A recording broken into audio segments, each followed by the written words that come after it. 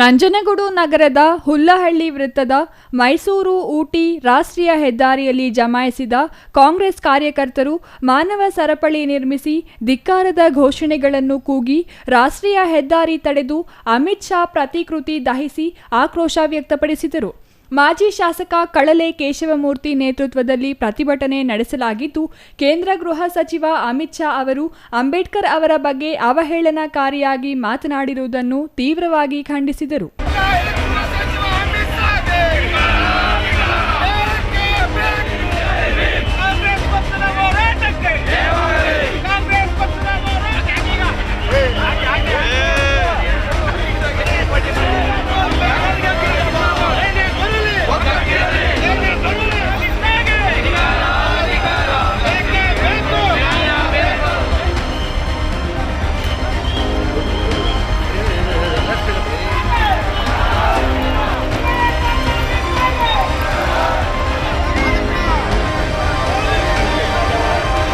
ಕೂಡಲೇ ಸಚಿವ ಸಂಪುಟದಿಂದ ವಜಾ ಮಾಡಬೇಕು, ದೇಶದಿಂದ ಗಡೀಪಾರು ಮಾಡಬೇಕೆಂದು ಪ್ರತಿಭಟನಾಕಾರರು ಒತ್ತಾಯಿಸಿ ತಹಸೀಲ್ದಾರ್ಗೆ ಮನವಿ ಸಲ್ಲಿಸಿದರು.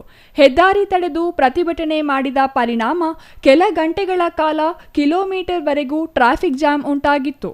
ಕೇಂದ್ರ ಗೃಹ ಸಚಿವ ಅಮಿತ್ ಶಾ ಅವರು ಸದನದಲ್ಲಿ ಅಂಬೇಡ್ಕರ್ ಬಗ್ಗೆ ಅವಹೇಳನಕಾರಿಯಾಗಿ ಮಾತನಾಡಿರುವುದನ್ನು ಖಂಡಿಸಿ ನಂಜನಗೂಡು ನಗರದ ಅಂಬೇಡ್ಕರ್ ಪ್ರತಿಮೆ ಮುಂಭಾಗದಲ್ಲಿ ಛಲವಾದಿ ಮಹಾಸಭಾದಿಂದ ಪ್ರತಿಭಟನೆ ನಡೆಸಲಾಯಿತು.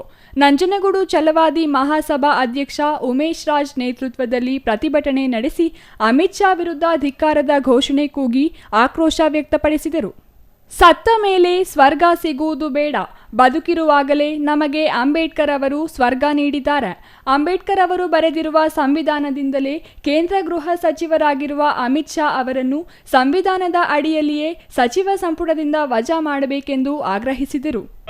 ಸಂಸತ್ನಲ್ಲಿ ರಾಜ್ಯಸಭೆಯಲ್ಲಿ ಭಾರತ ದೇಶದ ಗೃಹ ಸಚಿವರಾದಂಥ ಅಮಿತ್ ಶಾ ಅವರು ಅಂಬೇಡ್ಕರ್ ಅವರ ಬಗ್ಗೆ ಅವಹೇಳನಕಾರಿಯಾಗಿ ಅವಮಾನವಾಗಿ ಮಾತನಾಡಬೇಕು ಅಂತೇಳಿ ಮಾತಾಡಿರೋದನ್ನು ಇಡೀ ದೇಶ ಅವರ ವಿರುದ್ಧವಾಗಿ ಇವತ್ತು ಅವ್ರು ಮಾತನಾಡಿರೋದನ್ನ ಅಪರಾಧ. ಅವರು ಸಾರ್ವಜನಿಕವಾಗಿ ಕ್ಷಮೆಯನ್ನು ಕೇಳಬೇಕು ಮತ್ತು ಸಂಸತ್ತಲ್ಲೂ ಕ್ಷಮೆಯನ್ನು ಕೇಳಬೇಕು. ಅಂಬೇಡ್ಕರ್ ಅವರಿಂದ ಆಗಿರ್ತಕ್ಕಂಥ ಅಪಮಾನ ಇಡೀ ದೇಶಕ್ಕೆ ಆದಂಥ ಅಪಮಾನವಾದಂಥ ಹೇಳಿಕೆಯನ್ನು ಅವರು ಮಾಡಿದ್ದಾರೆ. ಇನ್ನು ಪ್ರತಿಭಟನೆಯಲ್ಲಿ ಛಲವಾದಿ ಮಹಾಸಭಾ ಪಟ್ಟಣ ಅಧ್ಯಕ್ಷ ರಾಜೇಂದ್ರ, ಉಪಾಧ್ಯಕ್ಷ ಜಗದೀಶ್, ಜಯರಾಮ್, ಮಹೇಶ್, ಧನುಷ್, ದೇವನೂರು ಕಾಂತರಾಜ್, ರವಿ ಮತ್ತಿತರರು ಹಾಜರಿದ್ದರು. Kumar, CTV news, Nanjangud.